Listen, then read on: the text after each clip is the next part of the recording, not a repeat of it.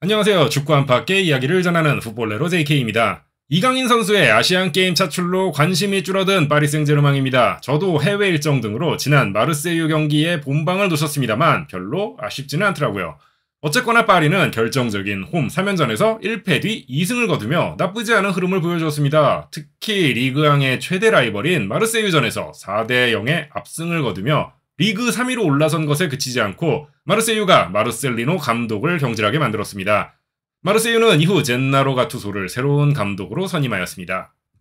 파리 생제르맹의 이번 주말 상대는 클레르몽. 이번 시즌 1무 5패로 리그 꼴찌, 저력에 비해 운이 따르지 않는다는 평가도 있기는 합니다만 꼴찌보다 낫다는 정도지 객관적 전력을 살펴봐도 1부 리그 잔류를 목표로 싸워야 할 팀으로 볼 수 있습니다. 파리에게 위협이 될 수준은 아니라는 건데요. 오히려 마르세유전을 기점으로 살아나기 시작한 파리의 공격진이 어떻게 변화해 나갈지가 관전 포인트가 아닐까 생각됩니다.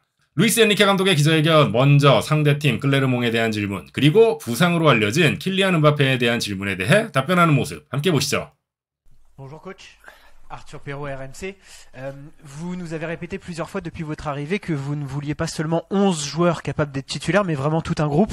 Demain le PSG affronte Clermont qui est en très mauvaise situation. Est-ce que ce sera le premier exemple que vous avez bien tout un groupe de titulaires et qu'il est possible de faire tourner? Merci beaucoup.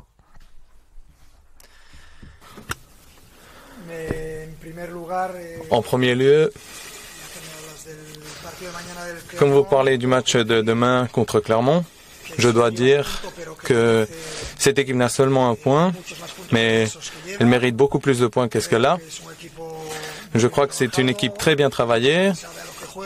Ils savent à quoi jouer. Ils savent ce qu'ils doivent faire avec la balle. Et c'est une équipe qui défend de façon agressive. C'est une des meilleures équipes au niveau défensif. Donc c'est très loin de la réalité de penser qu'on va jouer contre le dernier et que ça va être facile, ça va être très difficile, j'en suis sûr. Mon objectif est de montrer à tous les joueurs et à toute l'équipe la difficulté du match de demain. S'il y aura des changements ou pas, vous verrez ça demain. Mon objectif, c'est de mettre la meilleure équipe possible et créer une équipe, cela signifie de donner de la confiance à tous les joueurs. Pour la chaîne L'équipe, comment vous avez trouvé Kylian Mbappé à l'entraînement ce matin et est-ce qu'il est au maximum de ses capacités physiques? Aujourd'hui, Kylian s'est entraîné avec le groupe. Il a complété tout l'entraînement, il n'avait pas de gêne, il n'avait pas de problème. Il est parfaitement disponible. Il a été toute la semaine en recevant des soins, il a fait des entraînements spécifiques et il est dans de parfaites conditions. 그리고 지난 마르세유전에서 일부 선수들 하키미, 덴벨레, 콜루무아니, 크루자 등 4명의 선수가 파리 서포터와 함께 마르세유 팀을 모욕하는 노래를 부르며 이에 대한 징계 가능성이 점쳐지고 있습니다. 여기에 대한 질문과 답변 함께 보시죠.